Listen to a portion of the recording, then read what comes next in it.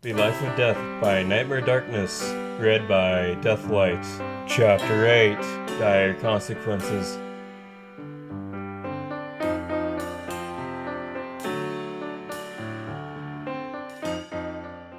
The tunnel was dark and foreboding. I couldn't shake this feeling of unease, feeling if I was being watched. I looked at my left, and Discord was looking at me. "What?" I asked after an uncomfortably long pause. "I'm trying to make sense of you, Bones." I didn't know what he was getting at, but it seemed irrelevant to my current thought process. "Don't try to make sense of me. Just help us go back to doing whatever it is you do." If it fazed him, he didn't show it. He simply rolled over and began to backstroke swim in midair. Fire Pleaser was quiet, which didn't surprise me.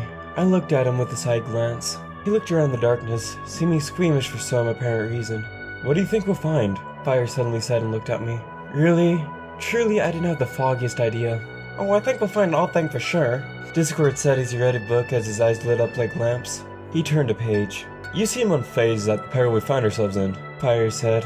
"Oh, I'm well aware. But are you?" Discord said, raising an eyebrow. "Do you know something we don't?" I asked. "Do you know the history of that scythe?" he said suddenly.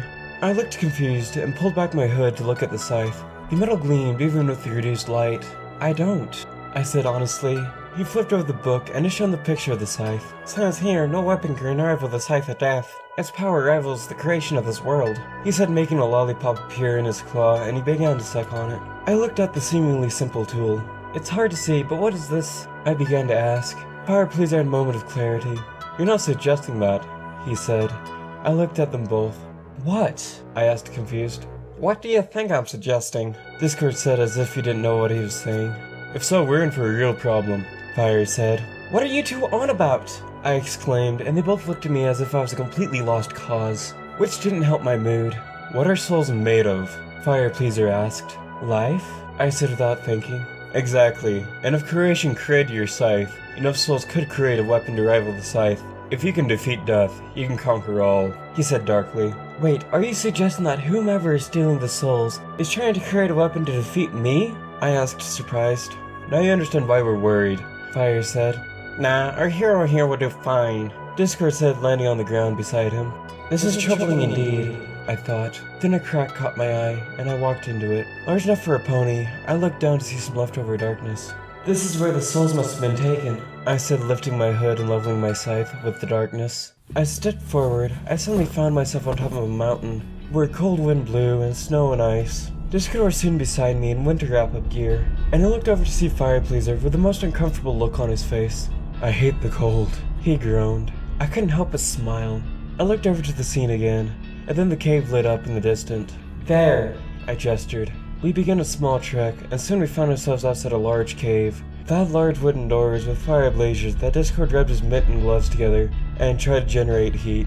My hooves were frozen, and I lifted my scythe, and was about to knock when a smaller door opened up, and a small blue-scaled young dragon looked at me.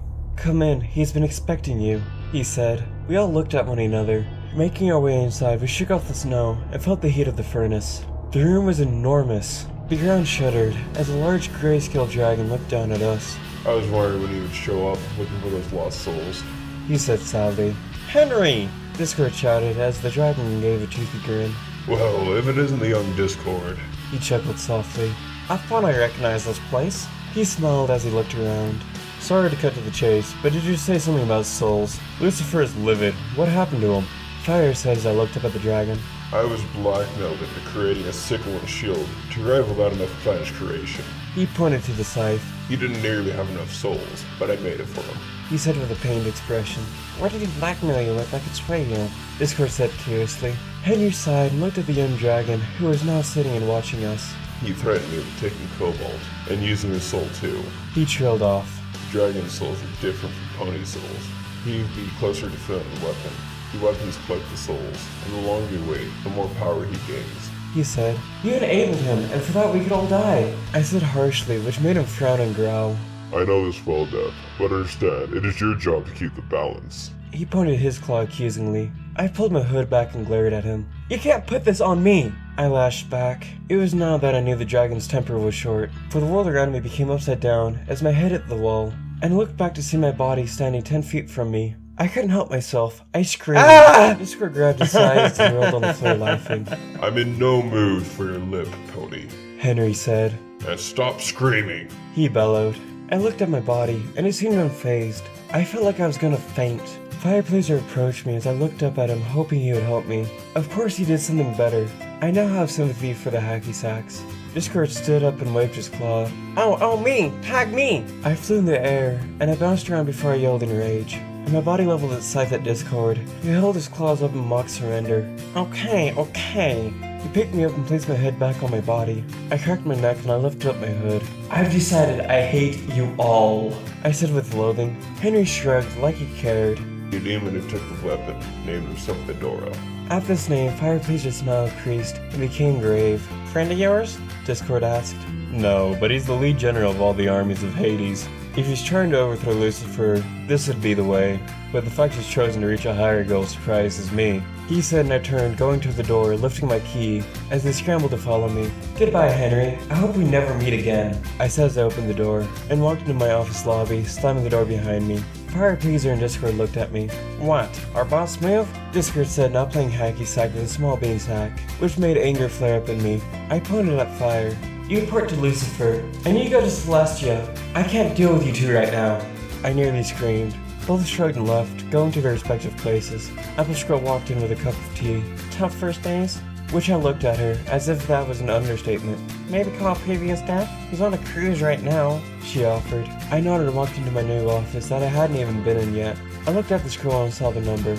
Placing my cup of tea down on the desk, I approached a large mirror and breathed on it. I wrote down the number and waited. The glass shimmered, and a smiling face greeted me.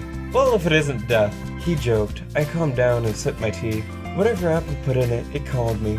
Ooh, wow, apple tea, you must be in deep, he said as he distorted the image, and what looked like a straw. How am I talking to you? I asked. In my punch, but that's not what he called about. What's up? He said, and I took a deep breath and explained everything. His face went from lighthearted slowly to brooding, with hard eyes. The image disappeared and I looked bewildered. Wait, I wasn't finished! I sighed and felt on the verge of tears when a hoof came out of the mirror. I stepped back as he stepped from the mirror, in a Hawaiian float shirt and a straw hat. What's the problem? He said simply.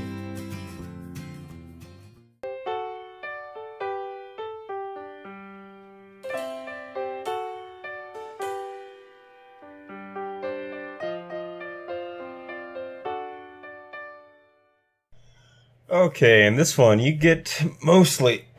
Damn. Oh, man. So, in this one, you mostly get, introduced to how the scythe was made and, how the other guy is planning to take the scythe and I don't know what, but... Anyways, you also get some, world-building history, too, quite literally. Because, Henry, he is the one that built the scythe, and if I understood it correctly, I think he's also the one that built the world, because they said the scythe and the world was built at the same time. So, and oh crap, I'm just gonna leave. I'm not feeling too well. So bye.